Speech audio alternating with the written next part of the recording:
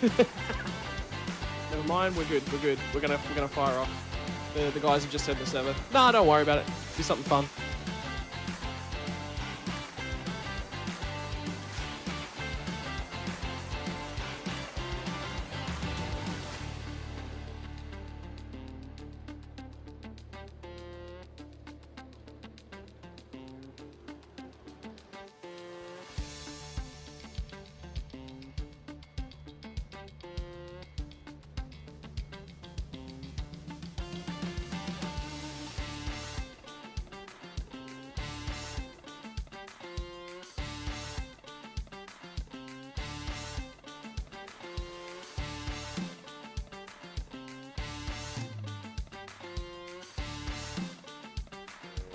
Three, two, one.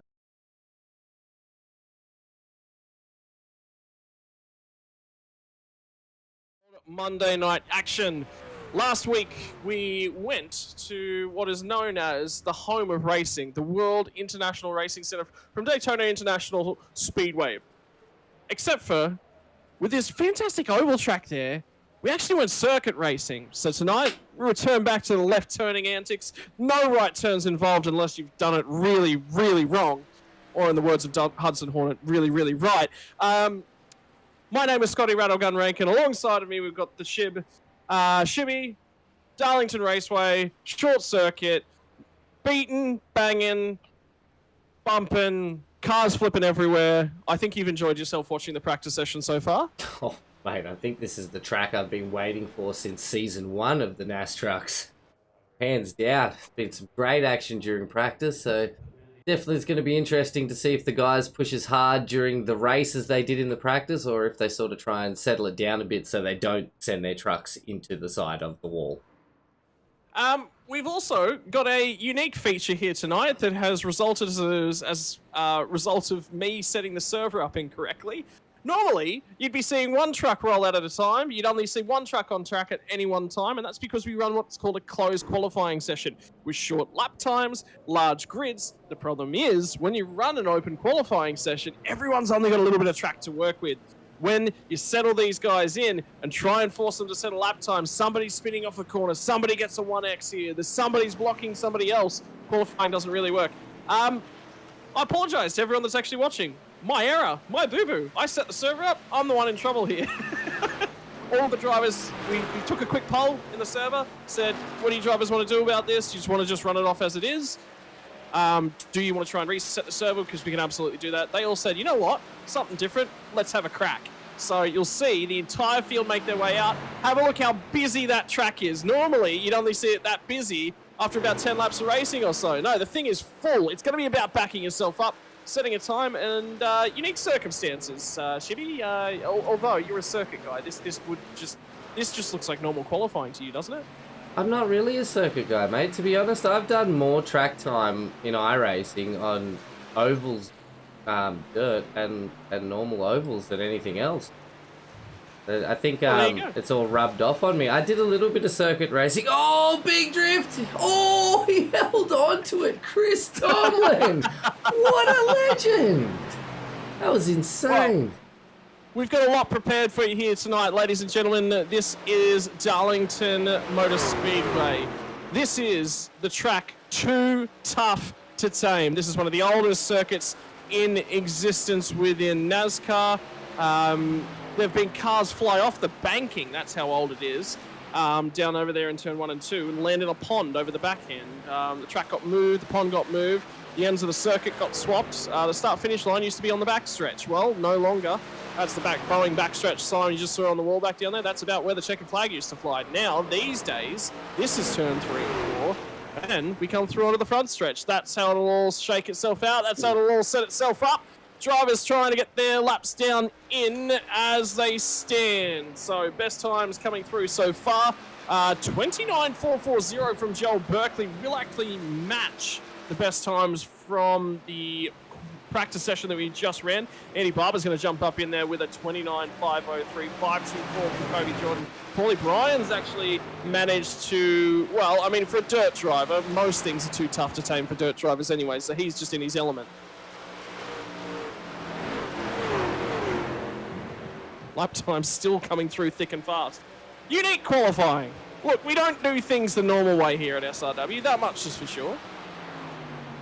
Also, just come to terms that SDK may be struggling with the amount of cars on track, but we'll work through that So as the night goes. Hang on, I want to get this right here, Shibby. Last week he complained at me because it was closed qualifying and that didn't work with the timing screens. This week it's open qualifying and you're still complaining at me. I'm not complaining, I'm just pointing out something I just noticed. Like, so I may have to go to the programmers for SDK and just sort of give some of this feedback. Look at that track map chugging. That thing is, it's not happy.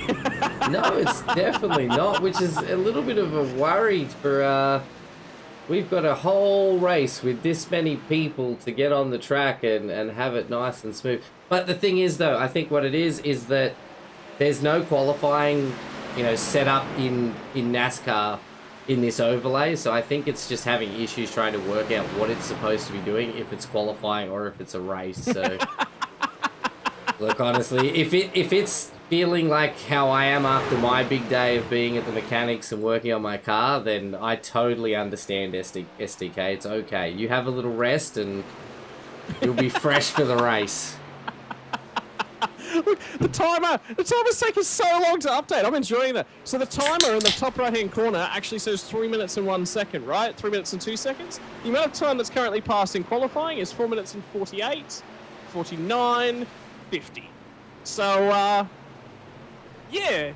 I'm going to put the live timing link. If you guys were out there and want to watch the live timing yourself, we do have a link that you can use in every single one of our broadcasts. If you want to just have it up on a screen yourself and enjoy watching the timing, head to this link and you can see exactly what we see on our timing screens and you can follow along that way. Well, either way, regardless, it's time to take a little bit of an inspection at the track, and defending series champion Paul Bryan might be the driver that takes us out there. So far, reasonably quick in qualifying. He's jumped up in another spot to grab second place on the board. Darkness has started to set from Darlington Raceway. Session started in late afternoon. This is typically a race that starts in the afternoon, transitions into and finishes in the dark. This is generally one of the races as well that iRacing runs the full race length for. There's only 3 or 4 races that they do that for each and every season, and this is one of them. Home of the Southern 500. Generally, this is where you'll see throwback schemes. You'll see throwback schemes to the King. Richard Petty's liveries, the old blue with white numbers.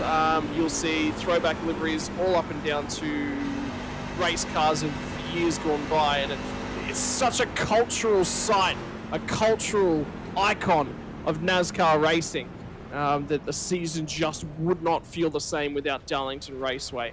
One of the oldest surfaces on iRacing as well.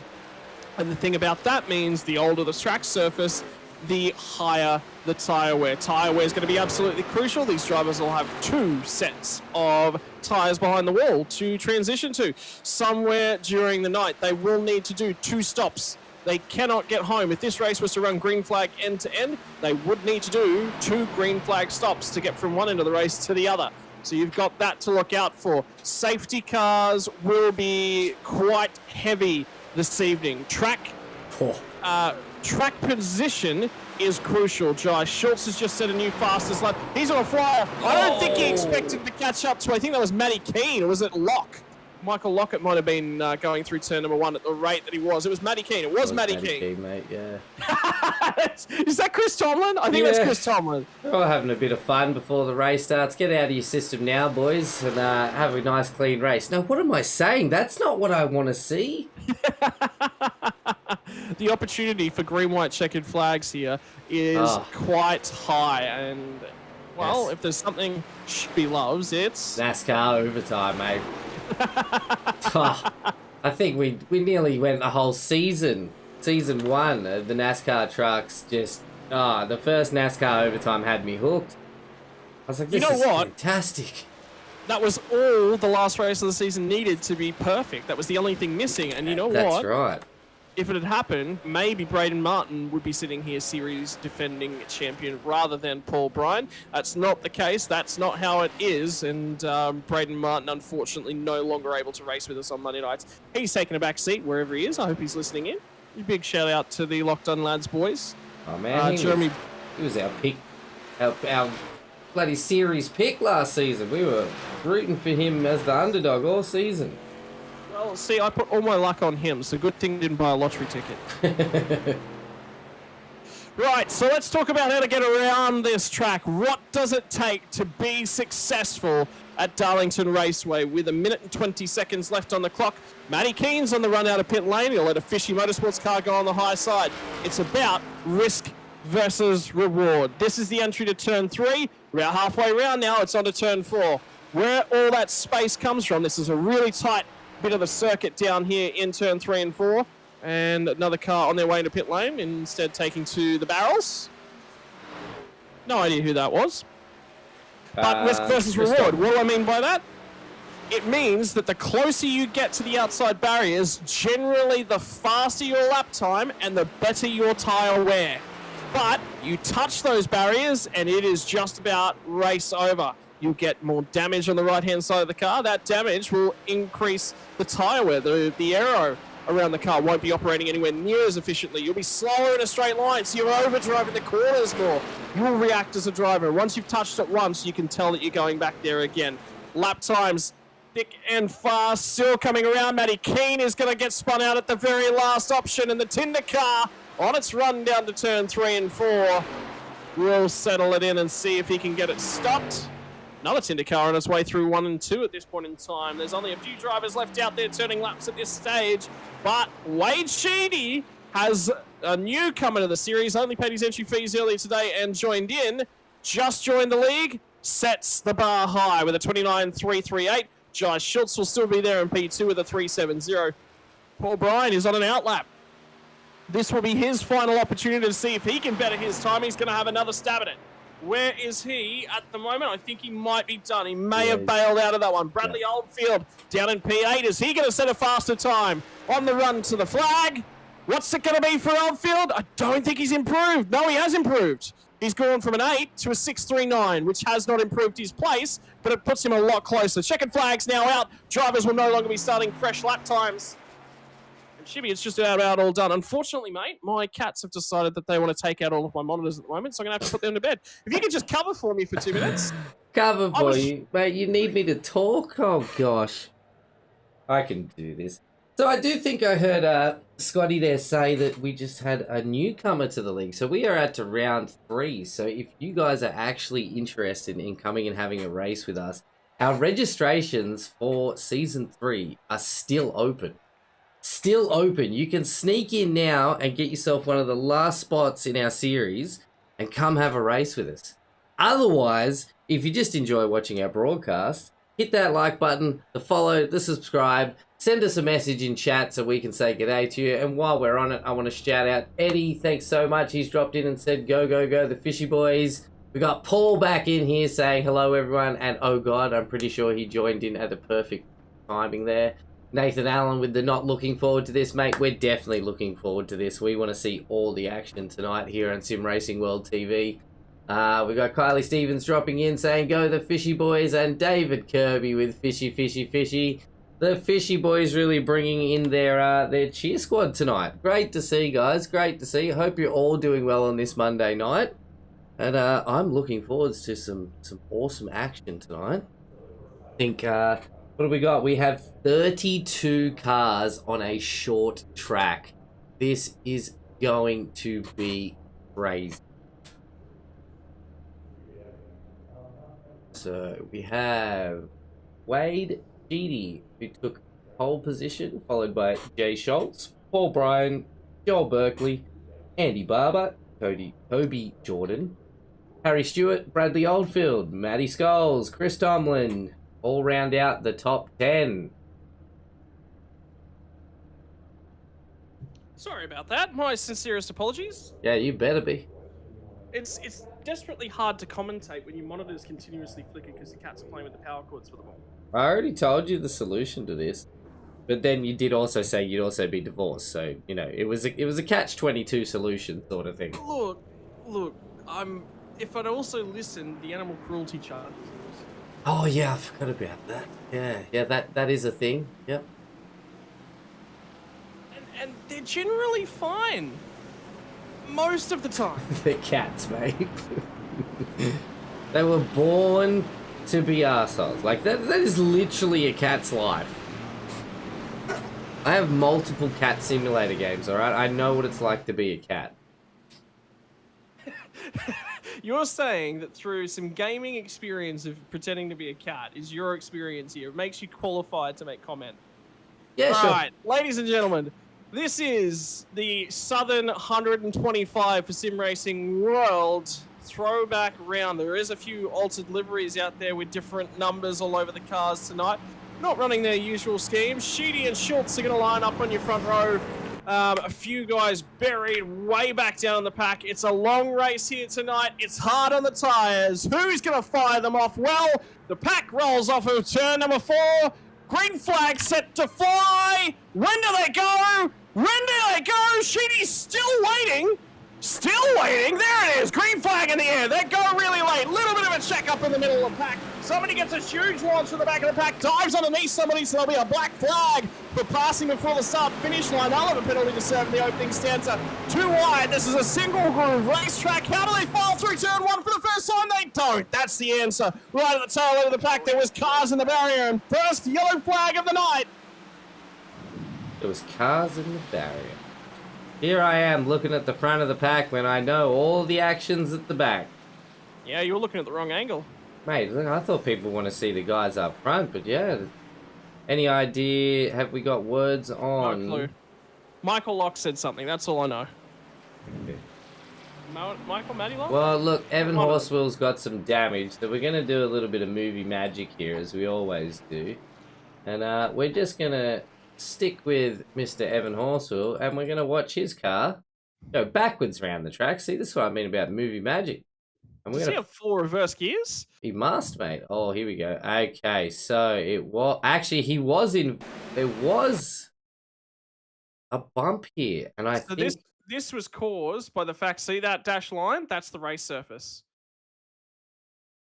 But there's not enough room for you to get in there 3 wide at all. How close out of that wall. He's just come down, hit the right sim car. And then I think it just, it escalates looks like from Darren here. Parmenter. Yeah, I believe that's Darren Parmenter, and there's a fishy car involved. I feel like that might be Peter Morris. 001. No, it'll be Dylan Thomas. That's my apologies. Dylan Thomas was our safety car driver last night. I was supposed to change his number back. I'm failing at this admin stuff this week. Just this week? Mate, you've been a hindrance ever since you came on board. You wound me, Shitty. You wound me. You just shot that arrow right through my heart. Right, so bit of chaos up the top, which has forced all the cars down in front of everyone, and you know, when you're pack racing, that's you know what's going to happen. So, does Thomas take a fast repair here tonight? Looks like he has, mate. Yeah, that's probably not a smart idea. We're going to see multiple caution periods, I think, here tonight, potentially multiple stack-ups. Yeah, he's only got 2 sets of tyres behind the pit wall as well, so I hope he hasn't taken one of those sets. So it is going to be an interesting race from here for Dylan Thomas. Indeed, he might slow things down. So the reason I was calling out there will be a drive-through penalty was for somebody at the tail end of the field. They dive below. You can overtake on the restarts, but you must overtake to the outside of your lane. So if you go down the inside of somebody because there was a checkup, so somebody right at the back end of the pack sat about 10 car lengths off the car ahead of them and got a huge launch. And they have 2 options. They either stop or they get a penalty. Sorry, they stop, they pass to the outside, or they get a penalty of the 3 options. And they took the get a penalty option. So... Again, strats do not already. Pass go. Do not collect $200. Yeah. Miss a turn. Go straight to penalty.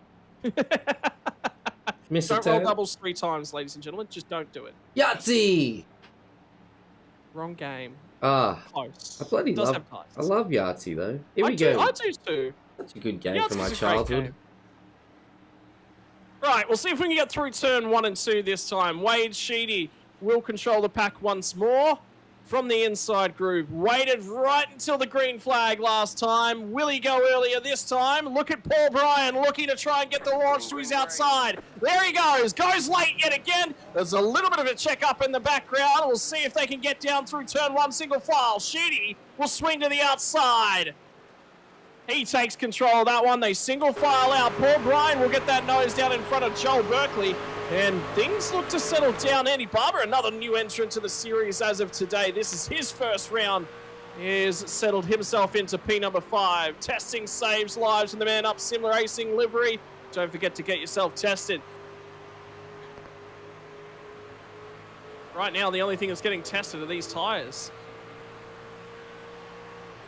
Oh, I Jimmy? think we've had a car. Yeah, mate. I was just watching the back of the pack there. It did look like someone had a bit of a spin, but it didn't cause any issues with the rest of the pack. So we will continue to keep racing. There's somebody slow on the way through turn 2, right at the tail end of the pack. I'd say there was a car in the barrier on the outside of turn number 2. Somebody's driving through pit lane. I think they're serving a penalty. So that will tell us straight away who actually jumped the initial start. Might be Michael Locke. He's got the actual penalty, so he's in 32nd place, and it is 32nd that was in the pit lane. They've settled themselves out nice and early on. Somebody dives right down to the apron to get that one done. Blake Delaney's going to look to hang around the outside, hangs onto the car, hangs on to his fast repair, and he'll hope to hang on to his tyres for a fair bit longer. That was a move from George Minus. Look at him and Leaky going head-to-head now. Let's go. Team Greg, Team Greg. That's Team Greg, Team George. You're wrong. George is not Greg. No, but he's in Team Greg. Is he? I believe so. I don't know about that. His name's not Greg. I know. That's the confusing thing about this. Up Leaky, and Delaney goes to try and shove the nose on the inside. Will bail out of that one. So it's all about fighting for a little bit of track position. It's very, very difficult to overtake. Somebody coming back down the pit lane to serve their penalty yet again. We got the Sippo-meter out on track. Sippo-meter surrounded by teammates too, because Robbie Griffiths is there working together with him. This is, I think, a season high for Peter Morris. Oh, mate. As we say that. Oh, no. The curse of the commentator. It's a thing, isn't it? It really is. Oh, no. Well, the problem is he's got the stream on, so he would have heard Peter Morris. Oh! He heard Sippo-meter and he was like, oh, perfect timing. Doesn't look like it's affecting him. He's hanging on to the truck as it stands, but it'll be whether or not the teammate wants to shove the nose to the inside this time. He'll have to lift early. Look at the brakes. You can see Hayden Norris was on the brakes there. You saw the body roll towards the front end of the truck. That line down on the bottom groove, that's actually not the preferred line. You have to lift out of the throttle so much to keep the truck down there, which means you lose so much time down the back stretch here on the run into turn 2. Run it as high as you possibly can in here. You can potentially do what they call diamond in the corner. We drift up in the middle, stop it, turn it, jump back on the throttle. Huge launch off the corner for Norris. Gets to the outside of Peter Morris here, and Morris has lost 2 positions in a lap.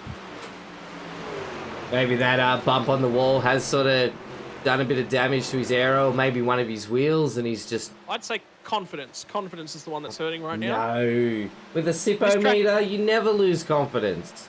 Dylan Thomas having a bit of a wiggle as well. He'll lose a spot here to Jamie Rice. So Rice will throw that one away.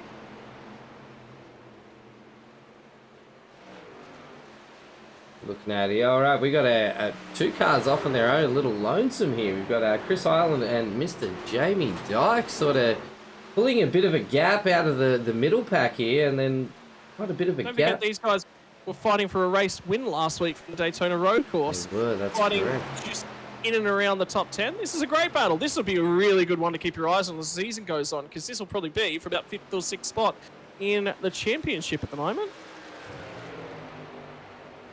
And Chris has finally built that run. He's going to dive down to the inside, and Jamie Dyke, yep, lets it happen. He'll slot back in immediately behind. He recognized that he was not going to be able to hang it around the outside, and that's part and parcel of racing here at Darlington.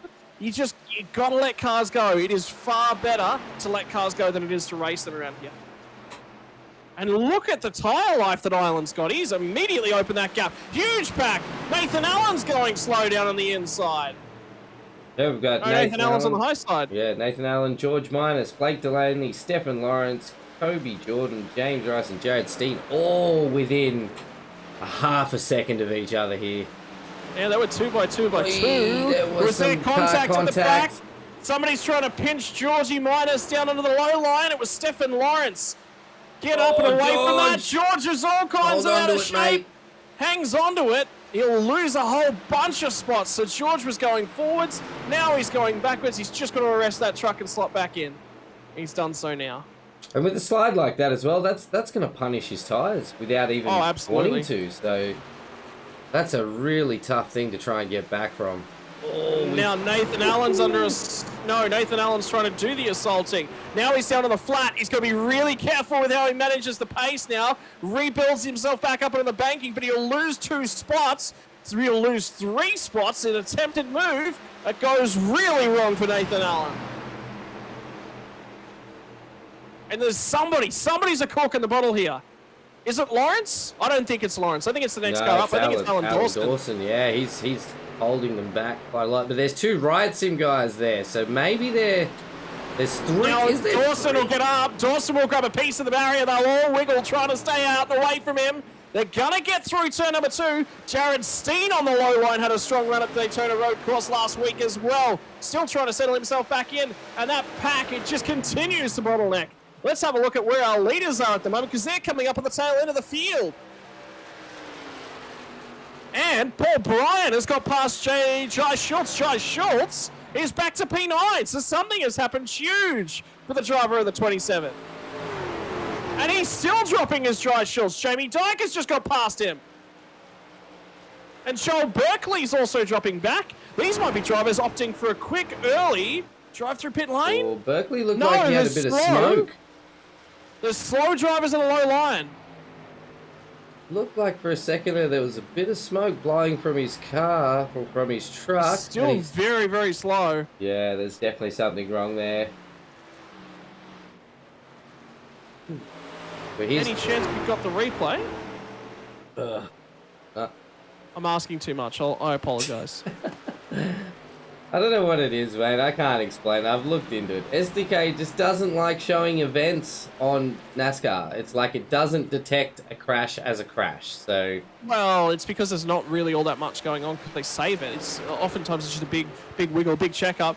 I'm keeping my eye on at the moment. Greg Leake is going backwards, I believe, has just been passed by Matty Skulls and Bradley Oldfield, who are duking it out quite heavily. And Joel Berkeley is still dropping through the pack. Might be time for him to, yeah, he's lost a whole bunch more spots as a slow car off in turn number 2. That might be Berkeley. Yeah, it definitely is, mate. That's upsetting so soon in the race that it looks like we might already be losing one. But hopefully it's just a, quick repair and back out on the track as we've got Andy Barber taking it to Chris Island. The other way around, Chris Island taking it. Yeah, sorry, I meant, dyslexic today. Yep, I knew what I meant. I'm sure when I said the 2 names, everybody was like, we knew what he was talking about. Oh, and we've got you can see Harry Stewart. He's got the tyres, and now these guys are starting to really get banked up here. The 2 Tinder cars. I don't know if they're working together. I don't know if they're teammates, but Harry Stewart has got so much more pace. But right now, Paul Bryan on a single groove racetrack is doing something with it. The run will be built once more from Stewart. Is he going to show the nose? Bryan will throw the block down into turn number 1. He'll drift up a little bit wide. He'll bail out of the throttle halfway through this corner. This is so treacherous at this point. 20 laps on these tyres now, and here comes the run. Stewart's got it. Stewart's to the inside. Move's not done yet. They've got to pull it up on the run into turn 3 and 4. Stewart's way down on the bottom. There's a car up on the outside as well. They were 3 wide for a second there. That was the leader. That was Wade Sheedy. So Bryan comes out of that after defending a spot. He'll take the race lead. He is our season 1 of NASTRUCKS champion. So he is out there to show these boys exactly why he has that number 1 car. on his truck, and that's because he was consistent. Well, and that also stirs the pot a little bit more for Harry Stewart, because if he can get by now, he's the race leader. He'll have control. I just heard Josh Schultz on the radio. That might be the 27 driver coming to pit road. Get some fresh tyres on.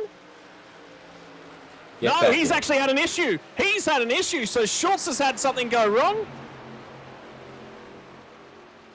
And Bradley Oldfield will settle in behind Wade Sheedy there. We'll see if Sheedy's going to continue to struggle.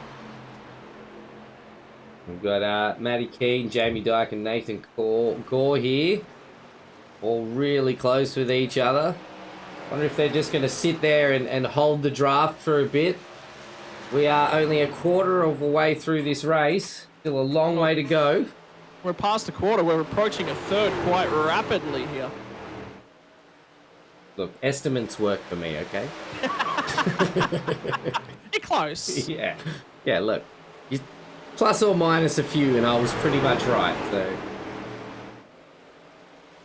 Wow, this battle pack at the back here with Blake Delaney, we've got Dylan Thomas involved now as well. Kobe Jordan, Jai Schultz, who we watched drop through the pack before, has managed to find himself in just sitting within this pack. Nathan Allen, Jared Steen, Chris Tomlin are all still just training. Oh, as Chris Tomlin takes the wall a little bit there. We call that earning your Darlington stripe. We were talking about this last week, so that's what it's all about. Yes, that's earning your stripes here at Darlington. Look at the huge check up at the front end of this pack. Jai Schultz has had another moment, and the field will just stream on by. He is struggling. Get yourself into the pit, son. It's still a two-stopper. You've got the pace to get back through. Get some fresh tyres on you. Paul Bryan has now lost the race lead, so it's now in Stewart's hands. Was showing a clean pair of heels in practice and was the fastest driver then. He has got the long run pace. Now Chris Ireland has been sitting back, watching these guys. He's all of a sudden up to P4, and he will be right there and with Scalzi in a moment. He's right at the back of Scalzi. He's got a good launch off of the corner, but Scalzi's got the draft as well. So it's tricky here. How are you going to build that pass? Scalzi's trying to go forward. Is that the moment? Is that the opportunity that Ireland's going to look for? He'll settle back in. They'll drift up to the midline. Bryan goes high, dips in low. That's the best run through the corner. Now the run comes to Chris Ireland with a poor exit off turn 2 to the inside. Job done, you would think, for Chris Ireland. The nose is still ahead. Scalzi tags the wall. And Brett Oldfield is right there as well. Drivers are now on pit lane. So green flag stops starting, and we'll get the drivers that have started grabbing their freshest set of tyres in a few moments. I think the first one of those, no, Gary Redcliffe has got a lap down on pace alone. Jai Schultz has indeed come down to pit lane, so he will get a fresh set of tyres. And Andrew Lang has come with him, and Joel Berkeley as well. Troy Mortensen is now on pit road. Troy Mortensen's actually served his stop, and he's back out there, so he's going to try and push on now. James Rice just pulled into the pits as well. So remember, qualifying times for these drivers were down in the 29.3 range. The last lap around for your fastest qualifier, which was Wade Sheedy, was a 32.2, so they've lost 3 seconds off of their peak lap time. So the drivers with fresh rubber are going to start slicing and dicing their way through the field. But those tyres aren't going to last long, and the problem for them is they've got to get moves done on guys with older tyres. So they're going to get checked up. Yeah, actually have a look now. Front runners are starting to reach the back of the pack. We're starting to eat into lap traffic, so again, this is going to put another sort of what would you call it? A spin on the wheel in here. Now our lead driver's going to have to actually fight back through the lap traffic. So, Is that a car on the wall? It is. It's a huge wreck, and Kobe Jordan's involved. I hit the wrong button. I missed it. I'm sorry. I hit the nose cam button. I got so excited then. I was like, yes! Oh, no. Last night you had children in your room, so you had an excuse. Tonight you've got none. They could come across really bad. I had my child in my room. Yeah, my daughter ran in. And when you thought that we jumped to pits, she'd hit the button on my steering wheel and put me in as a test drive, is what had actually happened. She's just like, Dad, get out there, have some fun, go racing. Yeah, she comes in. She's only 3. She'll come in and be like, Dad, I want to play racing cars. I'm like, let's do it, darling. Just not when I'm working. Have you taken her for a drive in the dirt sprint car yet? I'm sure she'd love that. Get down there, get muddy. No, I think the problem is I've got to turn the feedback off, of course, when she's using it. And sprint cars, yeah, it's probably not going to be a thing. Righto, so we're watching this battle pack. It's going to be the Sippo meter defending from Stefan Lawrence and Kobe Jordan's in there and Blake Delaney. So everyone just trying to get out of each other's way. And I think Morris is going to try and defend. And Lawrence is just not going to realize that he's that much slower. Stefan Lawrence has got a huge head of steam. Sends it to the inside. And Pete might have just miscalculated. Oh, he's hit the wall. Pete's just clipped the wall. Yep, just clipped the wall. Brought him back down. Oh, that's racing. Wow, that's a flip, isn't it? Oh, I thought Delaney might get out of that one. Yeah, unlucky. That's racing. Pete's come up. Just clipped the wall the tiniest little bit at that sort of speed. It's pushed him back down into the guys he's racing next to, and great job by the rest of the field piling through to avoid that one too. That is a difficult one to avoid. There's Pete. He's had his quick repair and he's back on track. Good to see, mate. Don't give up, Pete. You know what'll fix that? Another sip of wine. Yeah, I was just about to say, hey, I got a water bottle here. I'll have some water too. Well, what a good time for Harry Stewart to get back to the lead. Paul Bryan was a little bit slow on pit road, just let Chris Ireland by. And this is a good opportunity for Chris Ireland, actually, because he was starting to make his way through. He looked to be the best driver on tyres. Started P13 up to P3. And you've got to feel sorry for the guys that did elect to take their stops, because the whole field was only a few laps away from starting to come down and take their first stops of the night, which would have kept them on the lead lap. But Jai Schultz will have to take a wave around. So drivers will be between the leader and the pace car. And at the 1 to green, they will be told to pass the pace car and tag back on. Provided they're ahead of the leader, they will get their lap back. At the moment, it's looking like we've got 10 cars that are off the lead lap at the moment. There'll be a few less. Sarah Kay, thanks for dropping in and joining us tonight. And I'm assuming you probably joined at a terrible time because you said, no, not Cobes. So, look, stick around. Hopefully it gets better. It may or may not. It could be more carnage. And then we've had Paul drop in saying, guys, stop laughing so much, he's crying. And then he said, this is the funniest SRW stream ever. Mate, look, it's not supposed to be funny. We're a serious professional broadcast here. Scotty and I put a lot of planning into what we're going to talk about, okay? No, Nathan, don't throw us in the deep end, mate. Planning? No. Preparation? Definitely not. As a professional, you better but not believe your eyes. Better but not? Better but not? Better but not. What a great word. I'm going to use that so often now. That's fantastic. Better but not. People will be like, wait, what did you say? Yeah, that's exactly what I said.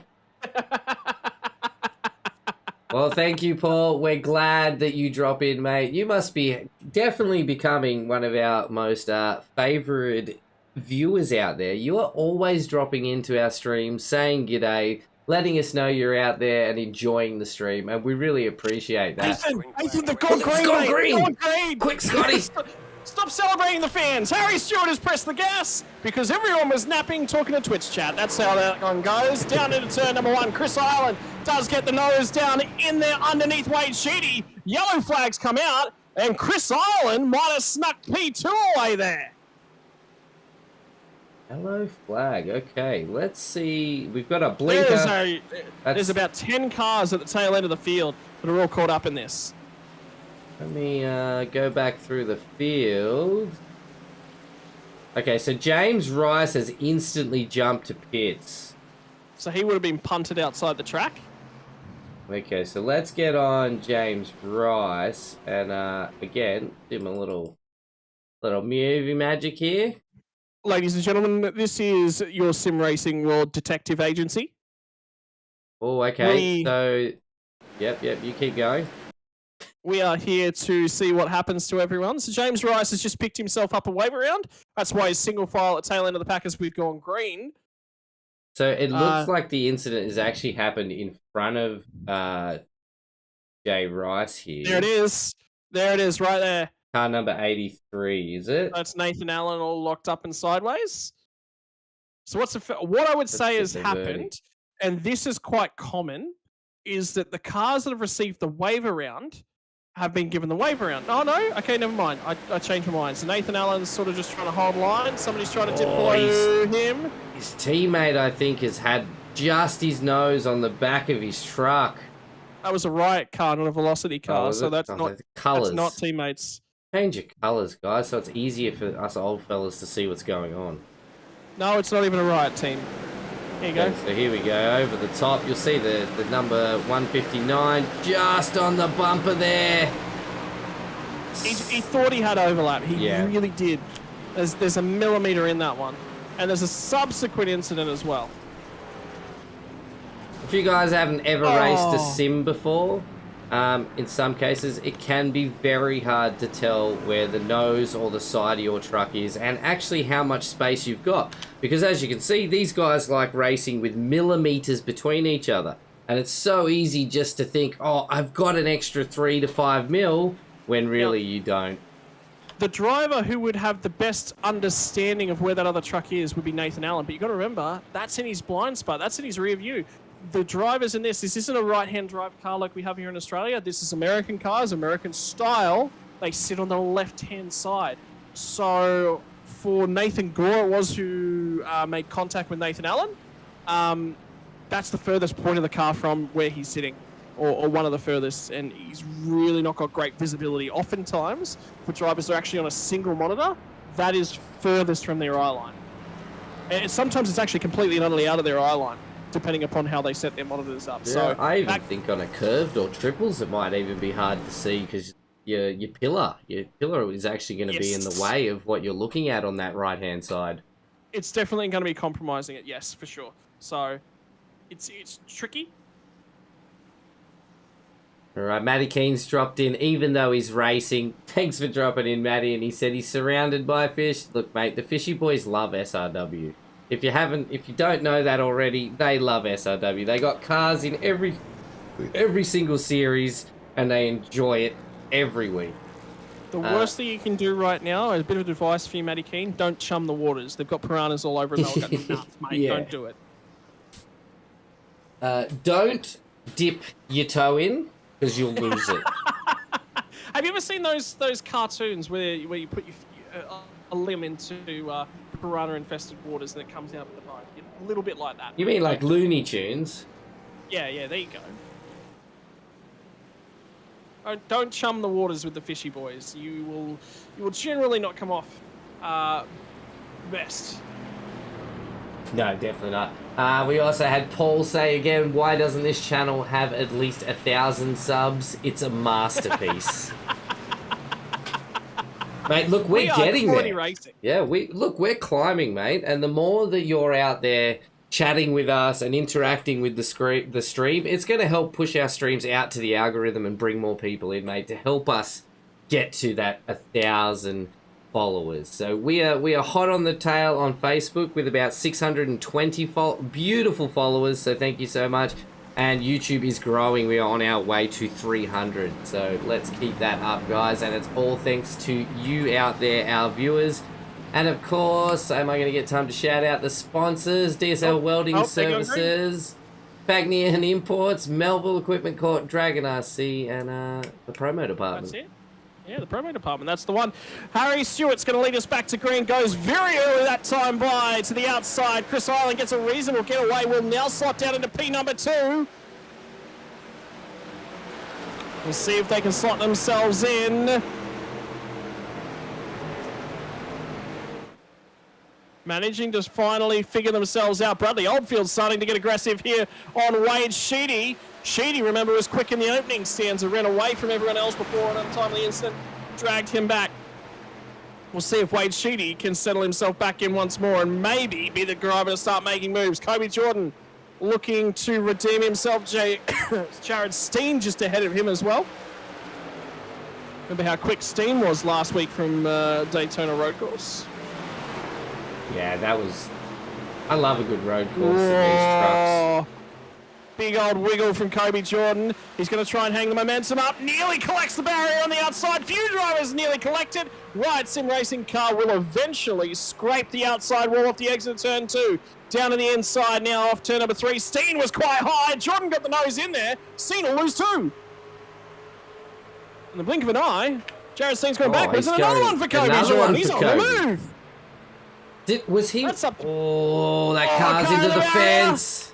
Big check up from a whole bunch of cars. They'll go searching for the clean lane of air. They're going through turn 2, 2 by 2. Another car in the barrier. There'll be cars in the inside fence for sure. Stefan Lawrence is one of them. Car on its side down the back stretch. Pulls it up nice and cleanly. And we'll re-rack him once more. Oh my gosh.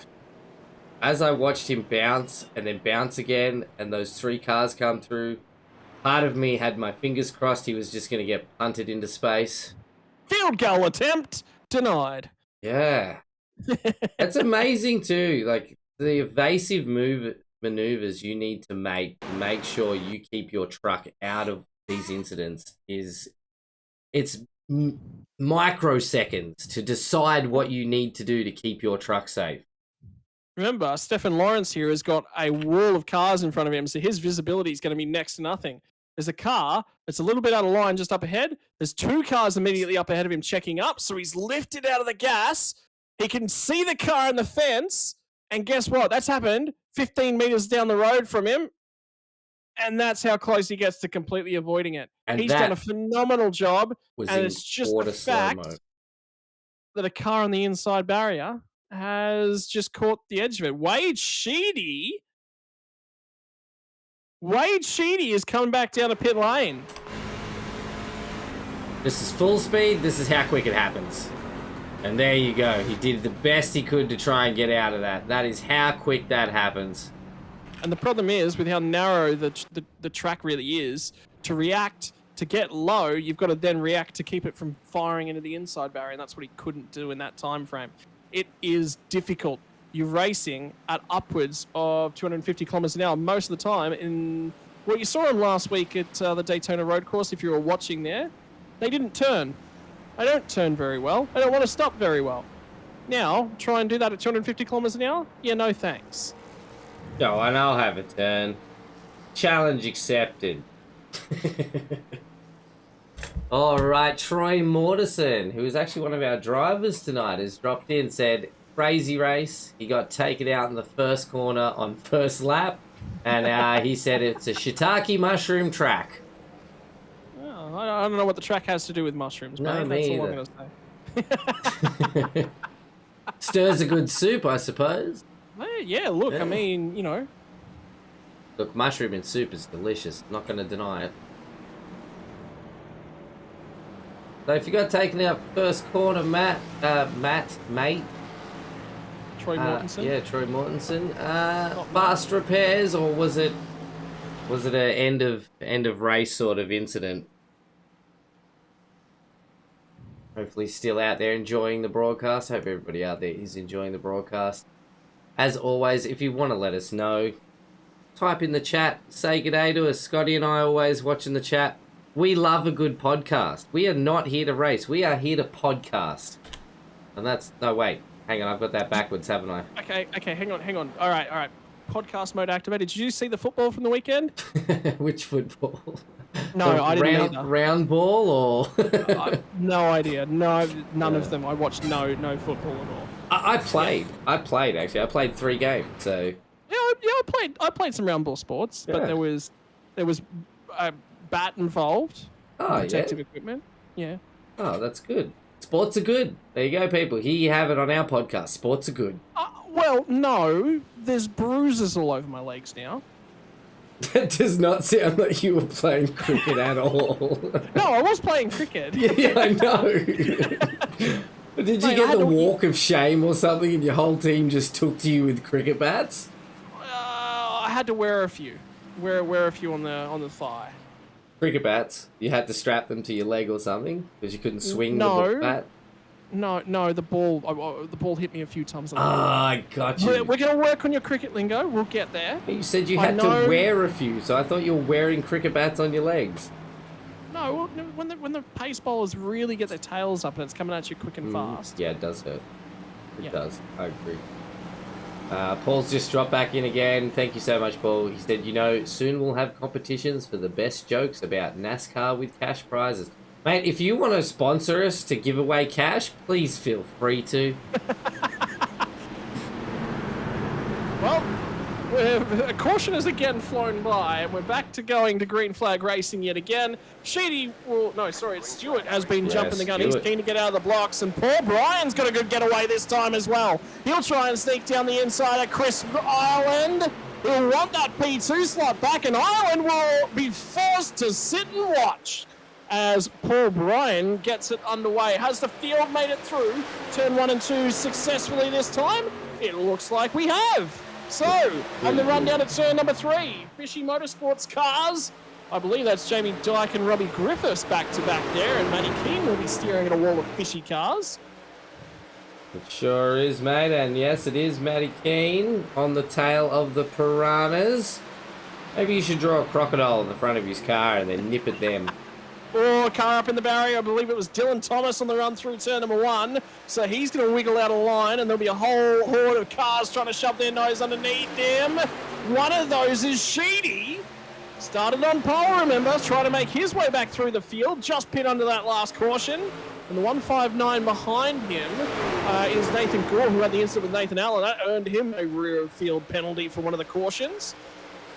So he's on the resurgence as well. Thomas is still there, not giving it up. And the problem is, when you get out of the groove, everyone wants to jam their nose underneath you. So difficult to get in there. And Stefan Lawrence finds the barrier now. Now he'll check up Jared Steen, and the car's in behind him. Horswell will be one of those. Parmater's going to be looking for an opportunity, sniffing. And have a look at Greg Leake. Sneaks down the inside. He'll take that one away from Evan Horswell. Greggy Leake's a lap down.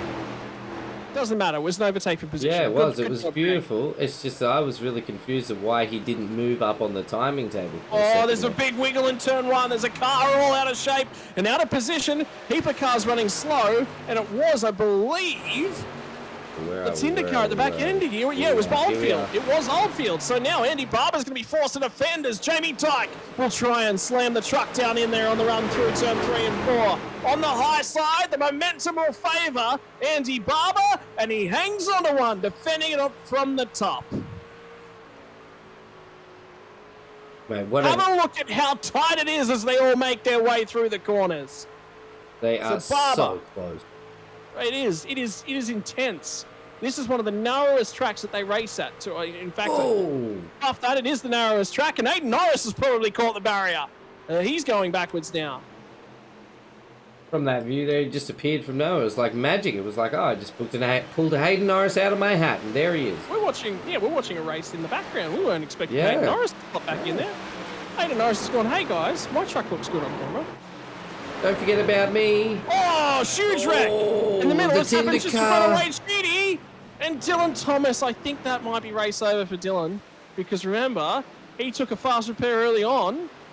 And that is a heavy impact to the front end of Dylan Thomas's truck. He is going to have a very second-hand engine. And Joel Berkeley's definitely blowing smoke right now. That is not a happy car. Look, we prefer to see smoke coming from the tyres, not from the exhaust pipes. Agreed. Well, we're now in fuel range to make it to the end of the race from here. That is going to be interesting.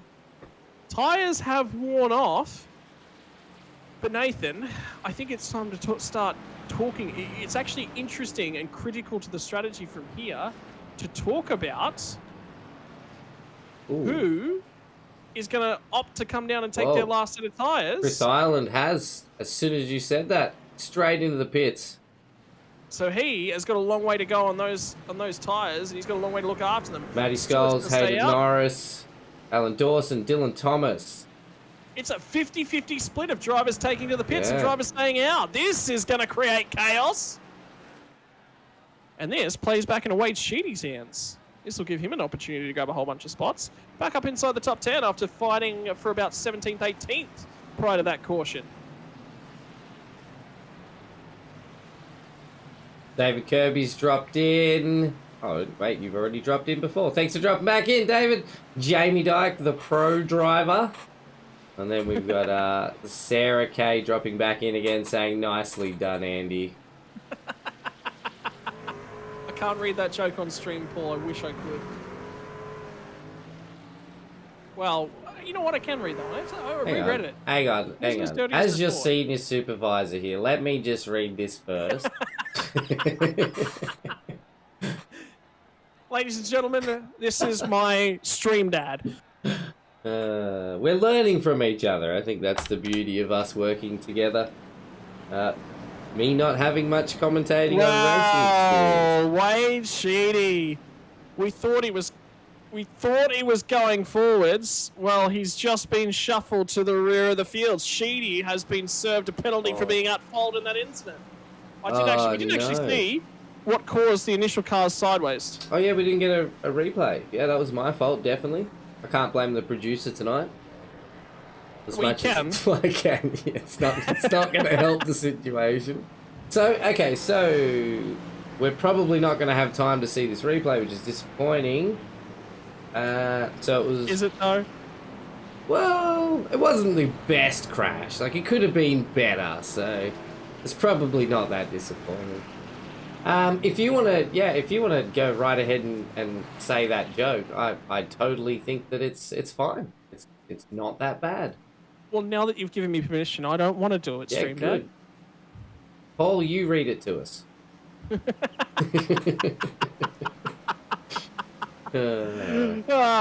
Old fielder Stuart. Well, you're promoting Tinder, but you're still alone. Why? Stuart answers. Oldfield. Stop looking around. Otherwise, Barbara will hit you in the rear and you'll have such a Tinder. Have a massive Tinder. Yeah. Tinder binder. Nice work, Paul. I really appreciate that, mate. I've never had humour typed up in the chat about what we're watching on screen before. That's a first. I've been commentating nearly 10 years, you know. That's a first. Yeah, but it's also a first you're commentating with me, and we lose track of if it's serious or if we're podcasting or if we're just having a catch-up chat about the weekend. See, we plan everything. It's clearly planned. Well, getting back into podcasting mode, I actually got another thing. Talia McGrath, Australian women's, currently the best all-rounder. She's pipped Elise Perry for form at the moment. Played the Commonwealth Games final after testing positive for COVID. After testing positive. What a legend. Well, no, that's the debate, is should she have played? Well, they let her play. That's up to the officials, right? Yeah, well, I mean, that's the thing. If it was held in Australia, she wouldn't have played. Well, clearly she wasn't dying to still get out there and go for it. Like, does that mean that, you know, I don't even want to talk about it. It's too political. Not interested. Podcasting. Not enough restarting. Here goes Harry Stewart for another chance to restart it. And it's Tindermobile alongside Tindermobile on the front row this time by. They'll get themselves back underway, and Andy Barber will fancy himself a shot at getting past at least one of them. He'll shove the nose to the inside of the run into turn number one. Jamie Dyke running up the P4. The Fishy Boys, 4 and 5. What a night for them so far. Another yellow flag just flown? It is. It is. There's a big wreck in turn 1 and 2. Oh, is there? Nathan Allen has been just towed. Straight to the pits. All right, so we're going to sit on Nathan Allen, work the movie magic. Let's do our detectiveness. Oh, no. Nath. Oh, I'm all about supporting fellow Nathans, and it's a heartbreaker when to see him. This starts right here, because the car ahead of him gets a huge wiggle on. It's Evan Horswell.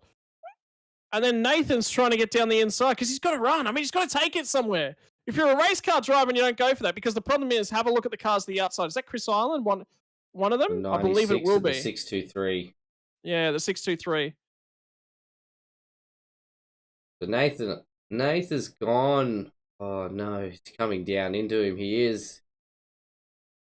Whoa, that's the car in the middle's fault. Yep, he came down onto Nath there. I'm not a race control. I'm not going to really say whose fault, but it's his fault. So that was really unlucky there.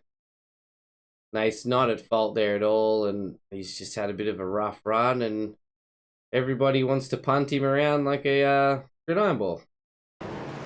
Greg's just like, hey, I haven't hit anything in a fair while. Yeah. Hey, mate, how you doing? It's like a high five of trucks, really. Like when they come in nose to nose like that. It's like just a good job, mate. Keep going. I need to get you driving more NASCAR. That's absolutely not what that is. But anyway. It definitely was a high five. They spun round, touched tips, and then kept going.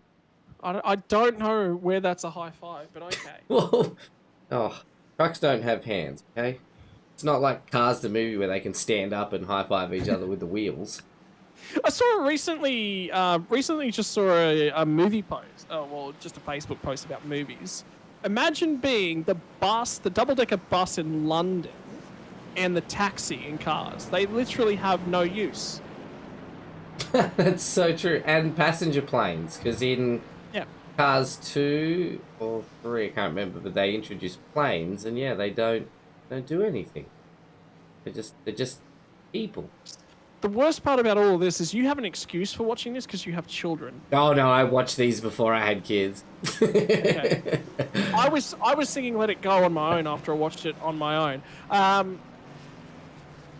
Let It Go. I haven't seen Frozen. That's one thing I swear we will not watch in this house. You are failing in your duties as a parent. Oh no, mate. So Moana is way better, and because the Frozen songs. I agree, but the song from Frozen was better. Nah, that song was murdered before I even saw the movie, and I had enough of hearing it, so I'm glad we've never watched it. Well, you can go back. You can go and watch it now because you're safe, right? I'm gonna fire a flare off on both sides of my ears, so I'm a little bit deaf, and then put a headset on, and I'll watch it. Okay, all right. Well, I can't. It's too much. Pick another Disney movie. Throw another one at me. The Lion King. Oh yeah, perfect. We'll watch. My wife's love for animals. So for those of you at home, my wife is currently in the last of her 3 weeks away, living away from me and deciding whether or not she'll eventually return. At this stage, debatable. But the reason she left wasn't because of that. The reason she left is because she's undertaking a zookeeping degree this year. Oh, wow. Yeah, so last week she spent with the elephants. The week before she spent in the food preparation area out at Western Plains, Dubbo. Oh, she's out of Dubbo, one of my hometown. Yes. Yeah, so how do you have multiple hometowns? Ah, man, I moved a lot when I was young, but it all revolved around like Dubbo, Wellington, Orange, sort of the Western Plains area. So yeah, so she's out at Dubbo, and then this week she's actually doing in-class activities and some assessments. So the only thing she had to say about elephants, giant puppy dogs, and I turned to her and went, "So you're saying that I'm an elephant?" Giant puppy dogs that can smush you with one step. Yeah, they just love it. She's got boogers. She got kisses from an elephant. Oh. There's stuff. She's got some cute photos. That sounds like a blast. She fell in love with one of the cheetahs. One of the cheetahs basically started purring every time she saw her. Anyway, enough about my life. Let's get back to these drivers' lives, and they'll run it off of turn number 4 again. The Indycars are loving life out in front here. Me too, mate. Me too. It's a good time. Andy Barber's got a good look at those pink machines, and I think he's sick of looking at them because he's going to want to get a hurry on. Jamie Dyke will be the driver to try and hurry him on. Let's take a look back through the pack and try and figure out where our first driver that just pit and slapped some fresh tyres on is Chris Ireland, who's down the inside of Jared Steen at the moment for P11.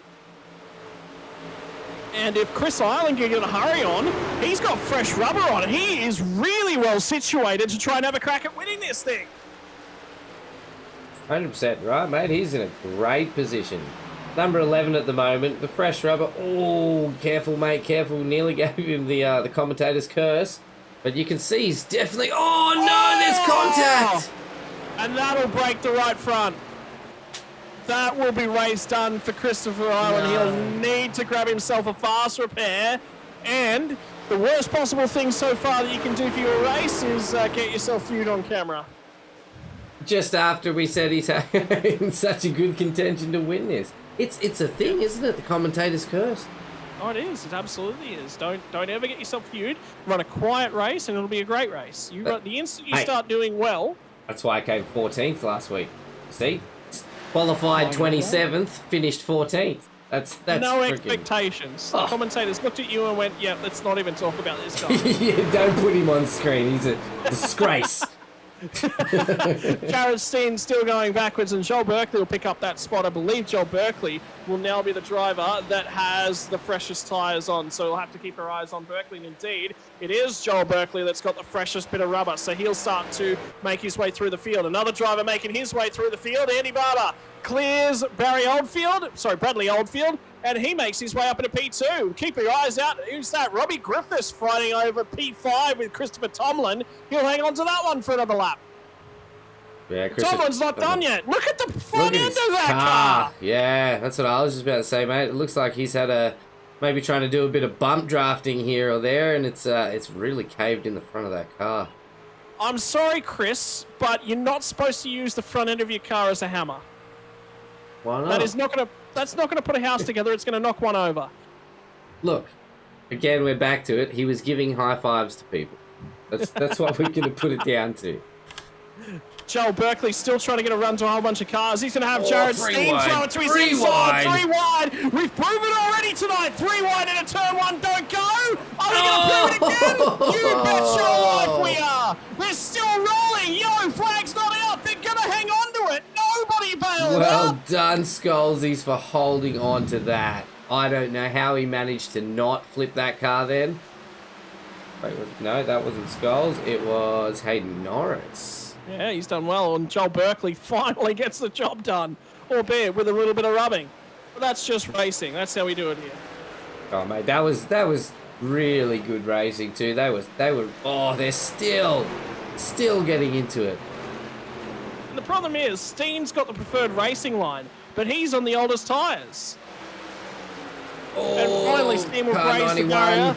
Scholes is at risk here because Paul Bryan's now going to try and line him up and fire it down the inside. Job done. Paul Bryan grabs another spot. Now looking for the crisscross is Matty Scholes, but Bryan wasn't born yesterday, son. He gets back to the gas. He gets it out of there. He's going to block it down into turn 1, another lap.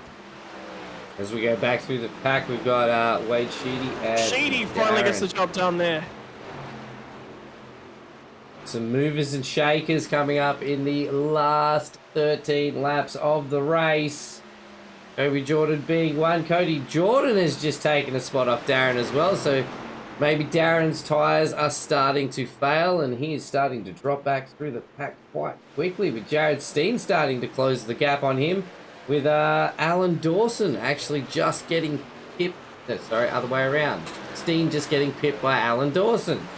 And it's going to be critical for our race leaders at this point in time. They're starting to catch lap traffic again. Yeah. Issue. Is that Jai Schultz that was down on the bottom of the track, running very slowly?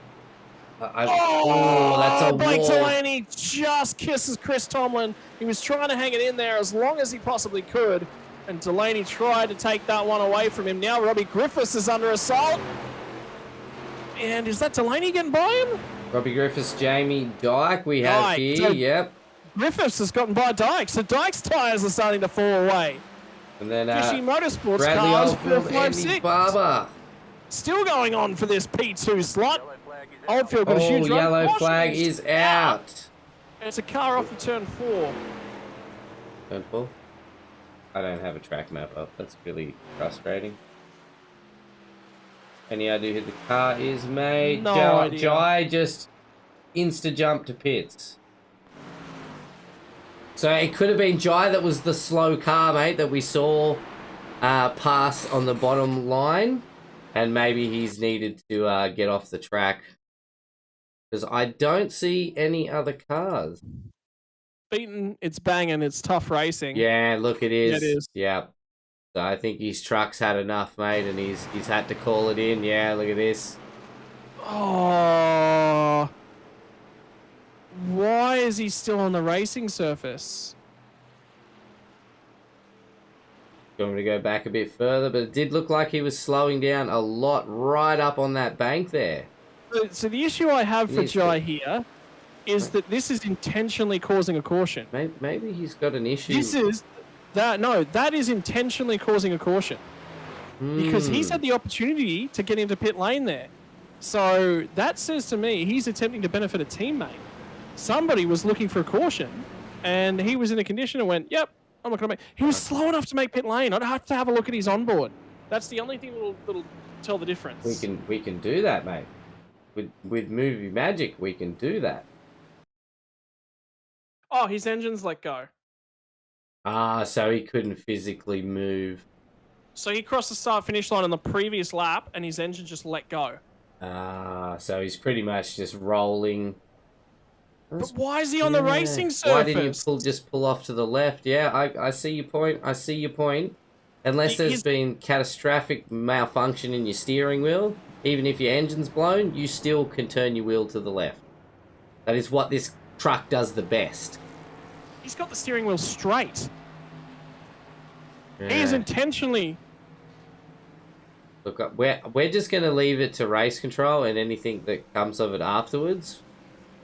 Well, I mean, there's no rule in the rulebook that you can't do that. The problem is, I didn't think that would ever be a thing. Well, mate, look, season 2 of NASTRUCKS here, DSL Welding NASTRUCKS. We're going to learn and keep creating and building a fantastic league for everybody to come and enjoy. And, of course, there's always teething problems. Nathan Allen has dropped back in, so Piss got taken out twice by people not holding their line. As I said, mate, as a fellow Nathan, I'm always rooting for you out there, buddy. And yeah, it was a little heartbreaking to see you get taken out twice tonight, mate. Matty King's dropped in and he's saying, report. Report. So the thing is, if NASCAR, and this has happened in real life as well, drivers have in the NASCAR Cup Series intentionally caused a caution. They've lost... Generally, when that's happened, there's been multiple race bans issued, and drivers have been heavily fined. We're talking $100,000 fines here, and the last time I think it happened was 2008 or so. It was a fair while ago. I might be wrong on it. I think it may have happened sometime in the 2010s as well. It was, but NASCAR's constantly dealt with issues surrounding the reasons for caution flags coming out. For example, they do have the option to throw the caution flag if there is debris on the circuit that they need to clear, because the problem is they went through a long period where their tires were so fragile that hitting anything at that speed in these cars is nearly like basically signing the driver's death warrant. So they had an issue there where they had to clear it, but then they applied that rule so inconsistently, and fans didn't like it within the NASCAR Cup Series for such an extended period of time. I'm going to have a think on how best we handle that one going forward. There'll definitely be a rule added to the rule book for the Oval Series for sure this week, but that's just not on. If your engine's blown and you're trying to make it back to the pit lane, that's one thing. But there is no attempt there for him to get it down the pit lane. Yeah. That's where my issue is. And I agree with you, mate. There was no reason that he couldn't just roll off the side of the track. He showed on the back stretch that he got the car to the bottom of the circuit. So he showed that he was aware of what he was doing, and he showed that he was aware that he needed to get low. Yeah. Then he rejoins the track and sits nearly on the racing line. If somebody pops out at the last moment from somebody and tries an overtake, they wipe him out. We're back. We are back on green, and we have a absolute... Oh, there's bumping, there's rubbing, there's bumping, there's more rubbing, there's more bumping. Get out of the way, guys. Wow, there was 4 cars involved with that. Off was that turn 2 there, and they all held the trucks on the track. But Hayden Norris in the middle here, surrounded. Oh, no, he's at the front. Oh, my gosh. Burn your numbers, Shibby. Car number 3 of Wade Seedy here. Had Sarah Kay drop in and say controversial. Clay Lindsay has said this is not Abu Dhabi strategy. Are you sure, mate? Are you sure? Well, good news. The NASCARs don't actually go to Abu Dhabi, so... Anyway, that's something to debate for another time. Drivers trundling down the back stretch. See where they can get to at the moment. Keeping an eye. Blake Delaney's trying to get down the inside here, and I believe that's Bradley Oldfield he's trying to get down the inside of. No, I think that's further back. It's actually Joe Berkeley in the Indycar. There's 3 Indycars in the field this evening, 2 of them with the number 9 slapped on it, so it's a little bit difficult to pick it up. Hayden Norris trying to get to the outside quarter panel here. Oh, into the wall. Big wall slap there for Hayden Norris. Now he's going to let Chris Tomlin by. Wade Sheedy was one of the other trucks that got by there. So Sheedy's up a whole bunch of spots once again. He's back into that 8th spot. He has actually climbed himself a little bit further than last time, where he was only up into 11th. Now, Blake Delaney slots on by Blake Delaney, yeah. So he might have fresh tyres, and Delaney hasn't got anything left over. We only have 4 laps left to run as well. So this is getting down to the deciding moments. Drivers will stop being nice and friendly to each other and might start get the elbows out. Andy Barber's going to be right on the rear bumper here. Oh, who's that? Jared Steen back in 16th. Jamie Dykes just got past Paul Bryan. So Paul Bryan's tyre is starting to wear off as well.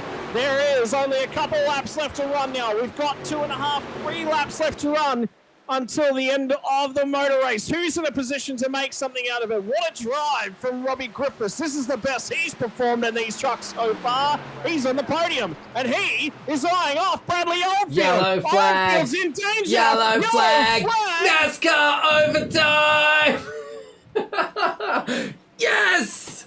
And that is an interesting way for Darren to end up in that fence there. So we're definitely going to go back and see what happened there. But this is everything I could have asked for. Well, who's got fresh tyres now? That'll be the question the drivers start asking themselves. The drivers who have pit so far, the drivers from the lead, the front 4 drivers, last pit on lap 33, they may be short on fuel. Oh, that's right. That's what we've got to keep in mind as well. People will only fuel just enough to get them to the end of the race. But if a NASCAR overtime comes in, it could add 4 to 5 extra laps that you were not aware was going to happen. And here's that big hit on Darren. He's done a 360. Oh, it's Chris Island again. There was a few cars, I think, involved Peter Morris, there. and then Chris Island's going to finish him off. So that will basically be Chris Island's run come to the end. What a 360 flip to a board slide stall right there. Beautiful work. Great balance. Oh, yeah. He's composed himself very well on top of the wall. Lovely. Honestly, he's probably just shouting out to all his fans, and he thought, what better way to do it is to get up on the wall where I can see the fans. Well, look at it this way. Anyone that's up on the outside of the wall there gets a really good view of the underside of the truck. So maybe he's trying to do a tech bit. He's down there with Larko in the pit lane. Yeah. Hey, honestly, this has been quite a calm race compared to what we saw in practice. I really expected to see more yellow flags than we have, and less cars on track at this point in time. So, well done to all the drivers out there for keeping it super clean and really racing well tonight. Alan James has said Darren was selling some t-shirts. Thanks for dropping in, Alan. Clay has also said Darren almost went into the shadow realm. It was very, very close. Last lap? No, Paul. NASCAR overtime, Paul. I hope you're ready, because you're about to learn something. So, should a caution flag fly and the race would end under caution, NASCAR, they said, well, that's not fun. That's not racing. What they do is they extend the race. What happens now is we get what's called a green-white checkers, and it's exactly what it says on the tin. We'll get the green flag.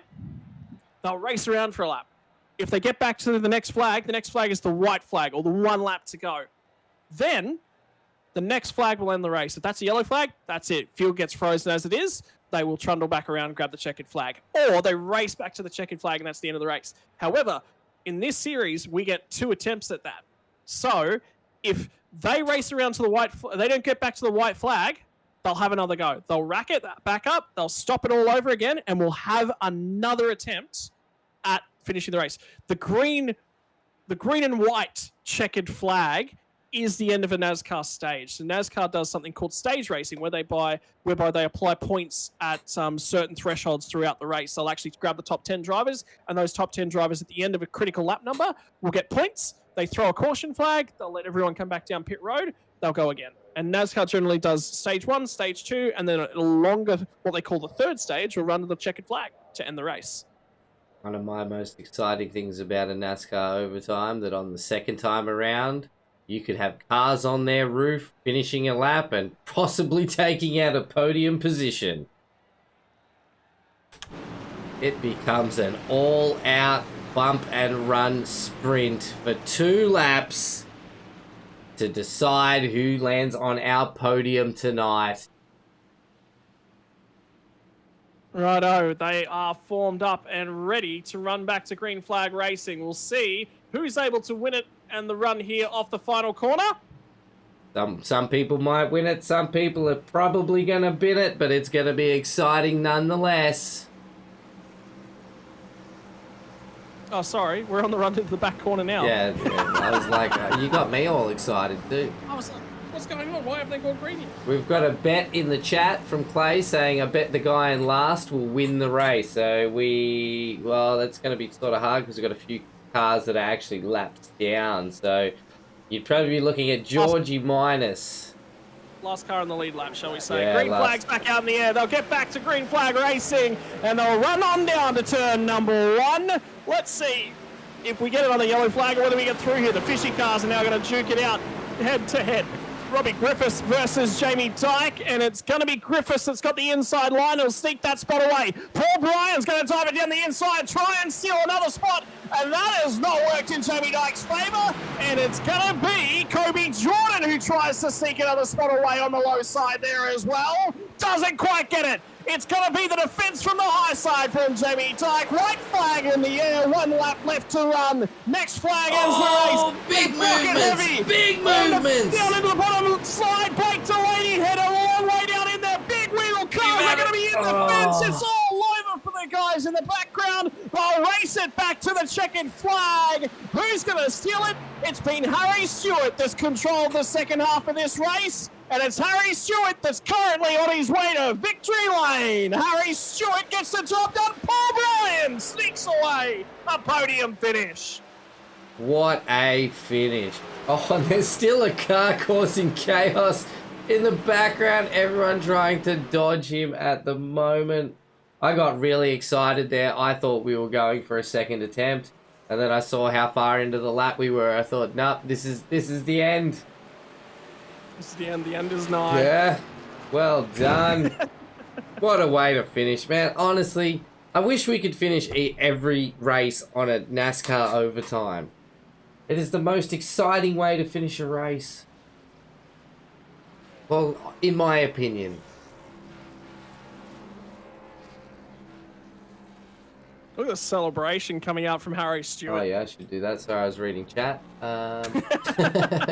The Chop and Cobes are back in their starting position. I'm cheering them and Sheedy to get the podium. You just never know. Thanks for joining in this whole time, Sarah. Really appreciate you coming in and supporting your favourite drivers. There's about 5 cars celebrating on the front stretch. I think everyone's just going, you know what? That was something unique. Let's just have fun anyway.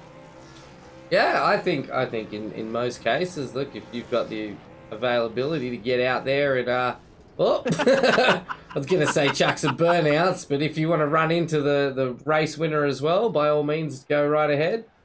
There's a new engine required in Harry Stewart's car because that one has certainly given way. What a shot there, though. Look at that. Parked on the finish line. What a race win. Look at the fans. Is that you, ladies and gentlemen, out there? Is that you waving up at us in the crowd? They've all turned out for a race. I don't think they've seen a race, but they've certainly seen a spectacle. And what a spectacle it was. For round 3 of Season 2 of our DSL Welding NASTRUCKS, mate, I am thoroughly enjoying this. And with all the comments tonight, it looks like our viewers are still enjoying us ramble on over absolutely nothing about racing. The Clay's also dropped in to say, I bet all the girls would be going for the Tinder cars. No, mate, because you got to swipe left and right. So maybe, you know, one doesn't work for them and they got to get that one out of the way. Matty Keane said, what a poor way to finish as a driver, I think is what you mean there, mate. Look, mate, it's been a tough race. When you finish in 18th, so not too bad, mate. And NASTRUCKS is all about consistency. It's all about consistently finishing races and staying, you know, getting all those races done throughout the season. Paul's had a good old laugh. Said, Clay, it's true. And also added in, okay, it was so interesting, to be honest, mate. NASCAR overtime is super awesome. It is one heck of a way to finish on a 2-lap, all-out assault on the track. While we got a bit of time and we're organising our podium, come on down to the green room, have a chat with us. I'd love to give a huge shout out to everybody out there tonight for joining us. And every other Monday night when you guys drop in to help support SRW and cheer on your favourite drivers. So again, thank you so much. Also, like, don't you laugh at me while I'm thinking I'm not laughing at you. I'm not laughing at you. I'm laughing at the cars flying through in the background. Everyone's just recognised that the race is over and it's now happy hour. Oh no, I've been missing it. I've just been sitting on a lovely scenic shot of the finish line. My bad, guys. Matty Skulls is off to see a boat ramp, I think. Good old Skullsy. Anyway, until I was rudely interrupted. Huge shout out to our major sponsor, DSL Welding Service. It is absolutely fantastic to have you on again for another season. We appreciate all the support and Paulie Gerlin also races in our series, so that's awesome to have him on board. Huge shout out to Pagnian Imports, our stream sponsor for this season of SRW TV, and our brand new sponsor on board to help us out with our V8 Supercars is Melville Equipment Corp. We've also got the promo department and Dragon RC. So again, without our sponsors, we would not be able to put on as many series as we do. And how many series do we run in a week, Scotty? 7. 7. I was saying 5 nights of racing. 5 nights of racing? Yeah, that'll count. Yep. 5 nights of racing, all live broadcast, live commentators, live race control. 5 nights a week. No, is it 5 nights a week? Oh God, I can't even count now. Monday, Tuesday, Wednesday, Thursday, Sunday. Yep, that's 5. That's definitely 5. Monday nights, NASCAR trucks. Tuesday nights, 360 sprint cars. Come watch me, Nathan Shuey Howard, have a rip around in the 360 sprint cars tomorrow night. Cheer me on, because clearly I'm going to be the favourite to win the series for our first season of the 360 sprint cars.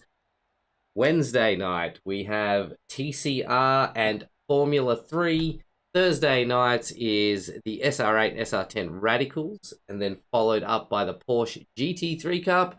And Sunday night is our V8 Supercars, where 37 V8s take to tracks from all over the world. All right, Righto, ladies and gentlemen.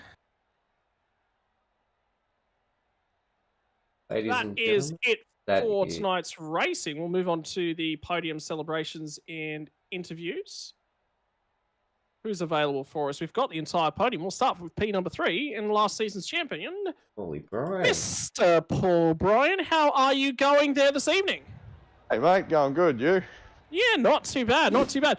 It's known as the track Too Tough to Tame. It looked like it was tough to tame, and you looked like you had an absolute blast. The tyres looked like they hung on really well on the first stage, but then it looked like in the last half of the race, maybe you were wearing them a little bit harder than you would have liked. Oh man, that race was hectic, I tell you. Yeah, definitely not much room out there for error. But yeah, the tyres were, first stint was good. I struggled right towards the end of the stint. I got into the wall slightly once, which I don't think helped towards the end of that first stint. But yeah, the second stint, I actually come in for tyres, mate. So my tyres were pretty fresh towards the end of that race. I was hoping we had another 20 laps to go.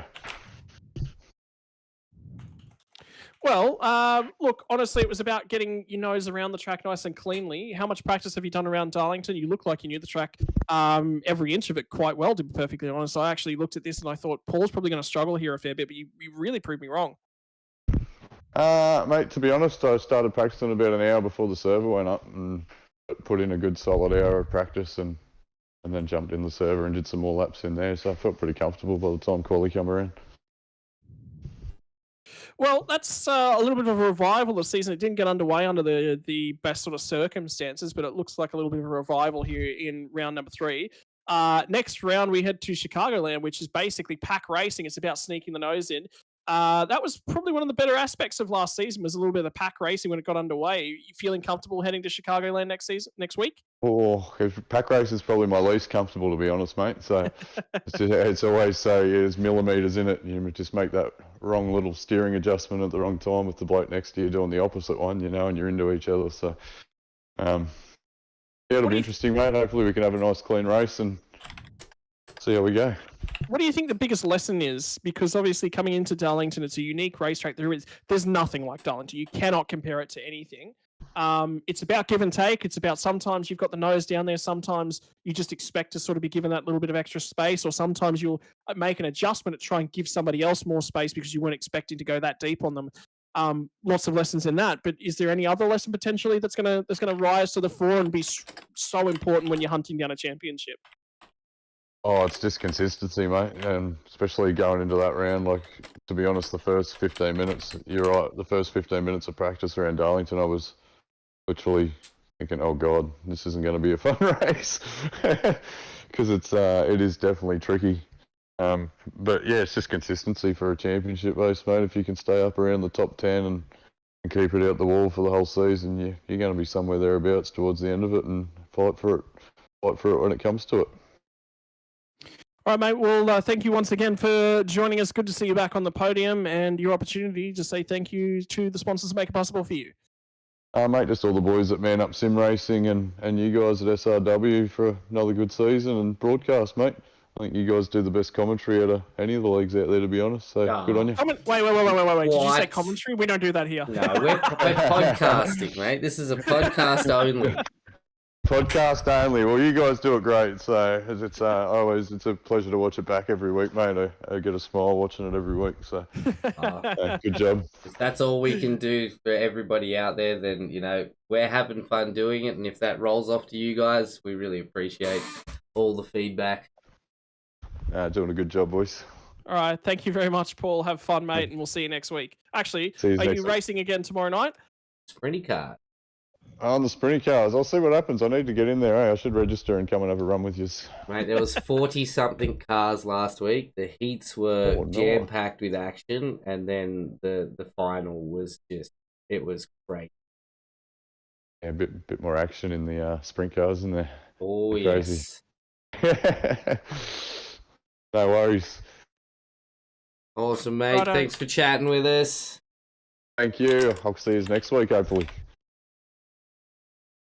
Thank you very much, Paul. And we'll move on to getting through the podium nice and thick and fast. Here this evening, we'll move on to, I believe it was Bradley Oldfield that pulled it in at P number 2 in the first of the Indycars. Sure is. Brad, look, can you guys all go out next week and get an individual livery, mate? I have no idea which Indycar I'm looking at any one moment. Yeah, how good is it?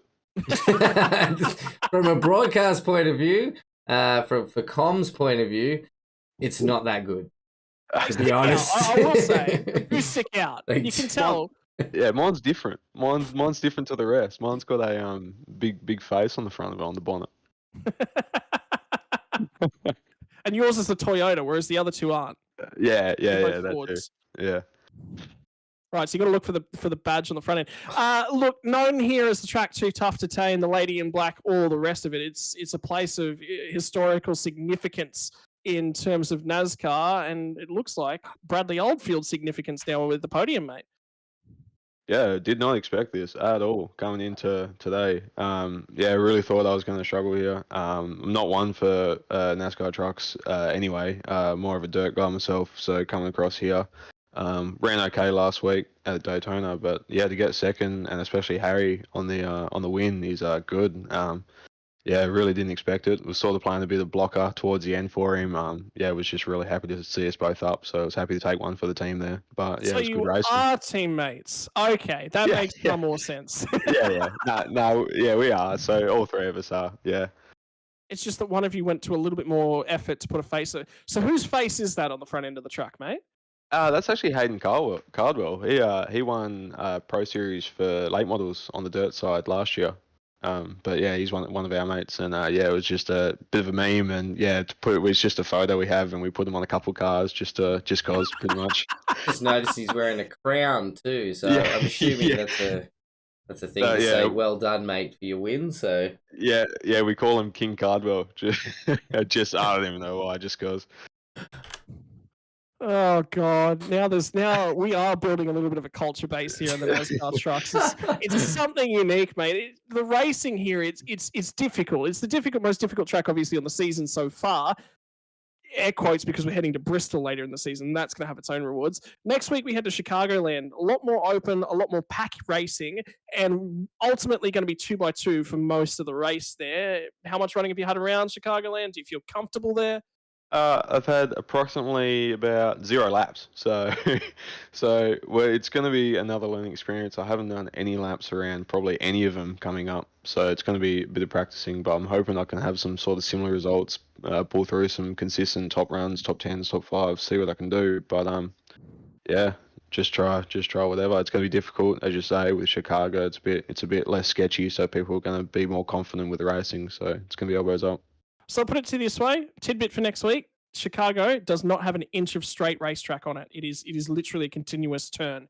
Even the straight-ish bits are constantly turning. So there's your note for next week. Right. Thank you. Appreciate that. I'll definitely take that into account. Righto, your opportunity to thank everyone who makes it possible for you, including King Cardwell on the front end there. Well, first and foremost, King Cardwell. Can't do it without him.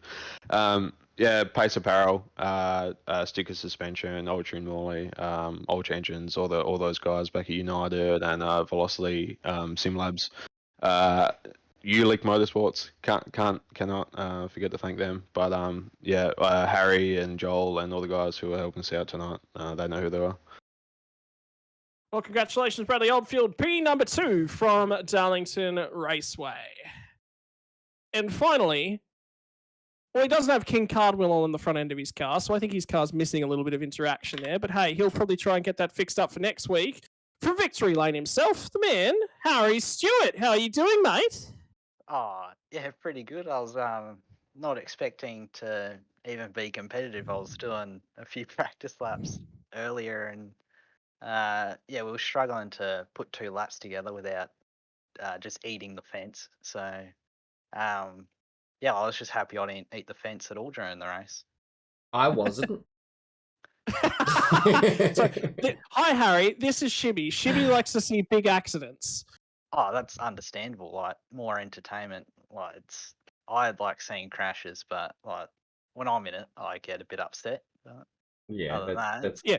great. The reason why he likes seeing big crashes is because he's never in it from the broadcast booth. Oh, I mean, added bonus, really. Oh no, I'm in the sprint cars now, mate. It's only a matter of time before I wipe out the whole field. Look, more importantly, Harry, they call this the track too tough to tame. They call it one of the most tricky tracks. This is effectively the American version of Bathurst. And it's in a car that doesn't want to turn. How was it out there? And A, and B, there's no stripes anywhere around that car. It looks quite clean there at the end of the race.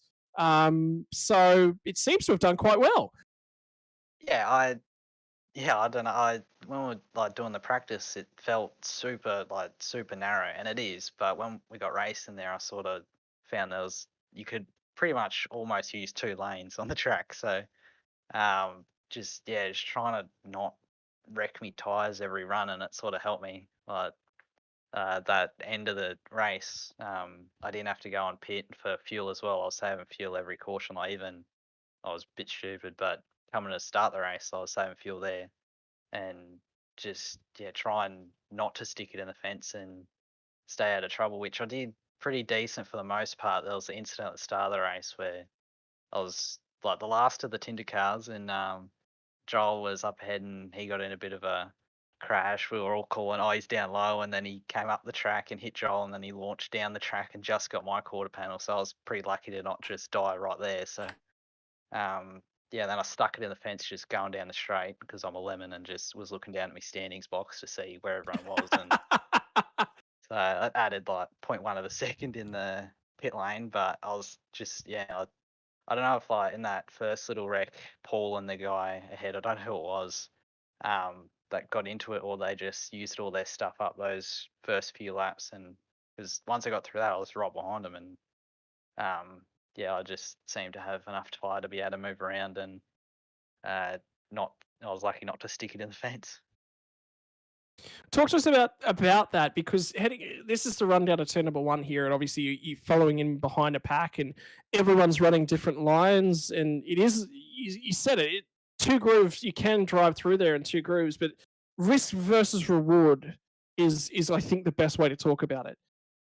Yeah, I was just trying, like, when I was behind a car, I was just getting on the brake, or not even on the brakes, just lifting early and seeing sort of where they were cutting down, especially through 1 and 2. You sort of go in on the bottom, get to the fence, then cut down, and you really don't want to stick your nose underneath someone off at 2, or else you're both probably dead. And I was just trying to pick that, and I sort of realized it was going to be very hard to pass people when you're both pushing. So I thought I'll just sit back and try and stay in the draft with people at the start of the race, and then hopefully they're destroying their tires, which I think they were doing a pretty good job of doing that. And yeah, just trying to not wreck my tires and pass them when they were not as quick as they were at the start. Righto, mate. Well, it's been a phenomenal race and a phenomenal run here from Darlington Raceway for you. You have tamed the track too tough to tame. Only one person can do that in each season. You are the one for this season. Now your opportunity to thank the sponsors that have allowed you to tame the beast that is Darlington. Well, yeah, just like to thank Brad and Joel for doing this series with me. We sort of had no idea what we were signing up for, except for the race at Knoxville. So just doing that with us, and everyone at United, ULIC Motorsports, everyone on all my dirt sponsors, Titan Garages and Sheds, KCLD Cleaning, A7 Creative. Yeah, everyone that puts this league on, and yeah, that's it. Thanks. Thank you very much to Harry Stewart, the winner from tonight's race here in Darlington. And that is just about going to wrap it up here from Sim Racing World TV. Night 1 of week number 3 is in the books. It was the track too tough to tame. I think we saw just about all of that. We saw cars flying that way, every way. Nathan entered the stream tonight. He said, "I've got no energy. I'm not really feeling it." And then that unfolded. Nate, I think you're feeling a little bit more wound up now. Definitely, mate. I did say that at the start. Had a massive day working on my actual car in real life. So that's been a good 10 hours working on that today. And by the time I got home, I was feeling a little pooped and said, yeah, a bit tired, mate, a bit tired. And then, boom, NASCAR trucks. NASCAR overtime. Yeah, NASCAR overtime. If you want to see more coming your way from the Sim Racing World broadcasts, you only have to look towards tomorrow night. Nathan Howard, the Shibster, will be taking to his 360 wing sprint car, Shibby? Yeah. 360 wing sprint car. Tomorrow night, they will be racing slideways, not straightaways, not leftways. Slideways is the way to get it done in a wing sprint car. On Wednesday night, you'll have the TCR action coming to your way, followed by the Formula 3. TCRs this week coming to you live from Interlagos, and Formula 3 will take to Suzuka.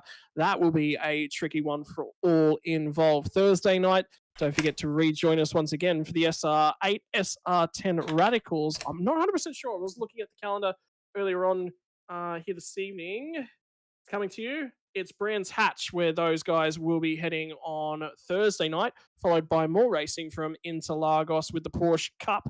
The Porsche Cup has been fantastic to watch when yours truly doesn't spin from the race lead. And then finally, rounding out our week here at Sim Racing World, it's your Sunday night action, V8 Supercars, Interlagos, the circuit yet again. We are proudly brought to you by DSL Welding Services, who are the sponsor for the NASCAR Truck Series. Pagny Advanced Simulation are your stream sponsor. Melville Equipment Corporation and Dragon RC rounding out the sponsors list. If you think that you've enjoyed your broadcast enough that you want to support us, please feel free to get in contact. Reach out to us over on the Facebook page. And Nathan, is there any other better option for anyone looking to get involved with Sim Racing World? Look in the description below. You'll find all our socials, being our website, our Discord, our Instagram, our Twitter. Look, reach out to us. We'll be able to point you in the right direction. All our admin are super friendly and always willing to help out new guys joining our league. So hit up that description. Find the social media you like using. Contact us that way, and we'll point you in the right direction. This has been your Monday Night Stock Car Podcast. I'm Scotty Rattlegun Rankin. He's Nathan Shibby Howard. This is Sim Racing World TV. We'll see you again tomorrow night when we go slideways. Good night and stay safe.